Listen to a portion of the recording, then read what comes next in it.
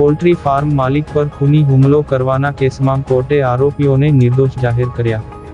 જંબુસરના poultry farm પર મરઘાંને દાણા પાણી નાખવા બાબતે થયેલા ઝઘડા અને ખૂન કરવાની કોશિશના ચર્ચિત કેસમાં ભરૂચ કોર્ટે બંને આરોપીઓને શંકાનો લાભ આપી નિર્દોષ છોડી મૂકવાનો હુકમ કર્યો છે.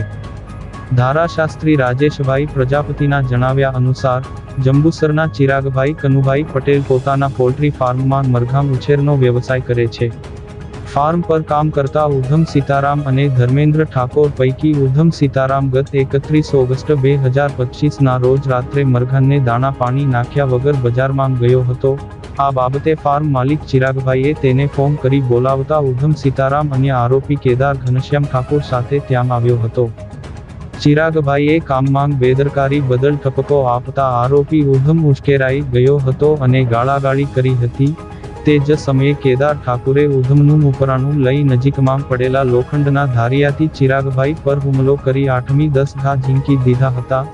જ્યારે ઉધમે ચિરાગભાઈને પાછળથી પકડી રાખી આજે તો આને પૂરો જ કરી દેવો છે કહી હુમલામાં સાથ આપ્યો હતો.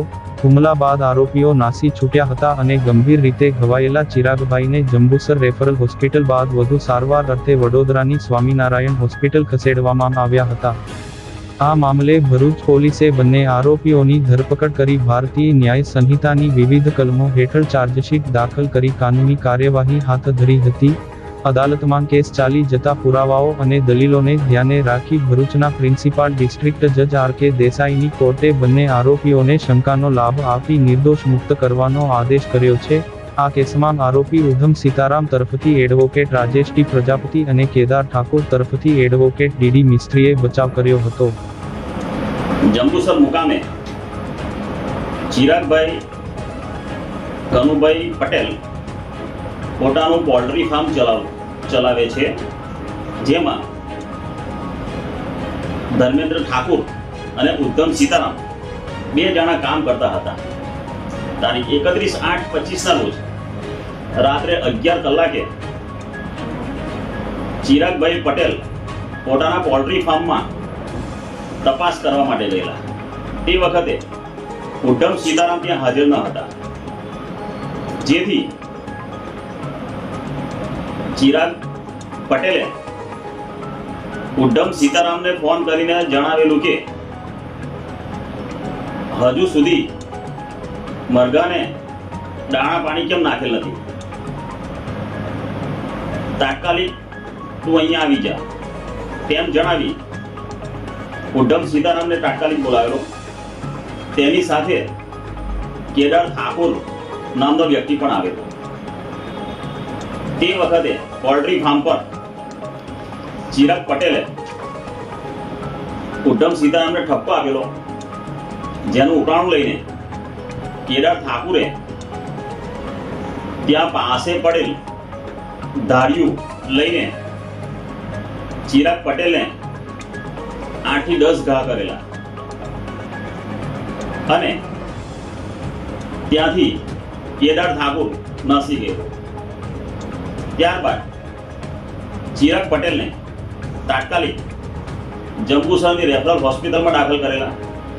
ત્યાંથી વધુ સારવાર માટે અટલાદરા મુકામે આવેલ બાપ્સ સ્વામિનારાયણ હોસ્પિટલમાં દાખલ કરેલા. ત્યાં ફરિયાદી ચિરાગ પટેલે આરોપીઓ ઉધમ સીતારામ અને કેદાર ઠાકુર સામે ખૂન કરવાની કોશિશ બાબતે ફરિયાદ દાખલ કરેલી, જે બાબતે પોલીસે તપાસ દરમિયાન ભારતીય ન્યાય સંહિતાની કલમ 109, 117 મુજબની ચાર્જશીટ કરેલી. સદર કેસમાં આરોપી ઉધમ સીતારામે અમોને એડવોકેટ તરીકે રોકેલા અને આરોપી કેદાર ઠાકુરે એડવોકેટ શ્રી ડી.ડી. મિસ્ત્રી ને પોતાના બચાવ માટે રોકેલા.